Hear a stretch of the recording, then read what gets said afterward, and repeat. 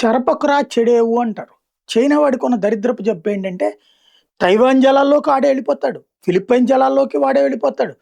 Indonesia వాళ్ళని ఇసికిస్తాడు. ప్రపంచంలో ఎవరిని వాడు ఇసికించడో ఎవడికి అర్థం కాదు. అన్ని దేశాలతో మీదన పెత్తనం చెలాయించాలనుకుంటాడు. అమెరికాని పెత్తనం అంటాడు. ఎస్, అమెరికా పెత్తనాన్ని కంట్రోల్ చేయడానికి నువ్వు ఇంకో పెత్తందారి కింద మారకూడదు కదా! కానీ అదే చేస్తుంటాడు. జపాన్‌లో ఉన్న భూభాగం నాదేనంటాడు. రష్యాలో ఉన్నటువంటి భూభాగం నాదేనంటాడు. భారత్‌లో ఉన్న భూభాగం నాదేనంటాడు. దాంతో అక్కడతో ఊరుకుంటాడా? వాళ్ళ మ్యాపుల్లో మార్చేస్తాడు. ప్లస్ వీళ్ళ షిప్పులతో హడావిడి చేస్తాడు.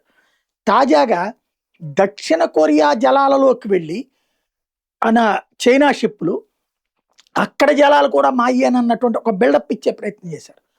చైనా వాడు తైవాన్ వాళ్ళని, ఫిలిప్పైన్స్‌కి సంబంధించిన ఫిషర్‌మెన్‌ని అడ్డుకోవడానికి వాటర్, ఇప్పుడు మనకి ఈ ఉద్యమాలప్పుడు నీళ్ళ క్యాన్లతో వాడతారు చూడండి. అట్లాగా వాళ్ళ షిప్పుల ద్వారా అవతల మీద వాటర్ క్యానన్స్‌తో కొడతారు. ఇప్పుడు ఆ పనిని చైనా మీద దక్షిణ కొరియా చేసింది. మా సముద్ర జలాల్లోకి నువ్వెట్లా వస్తావని కొట్టి అవతలకు పంపించింది.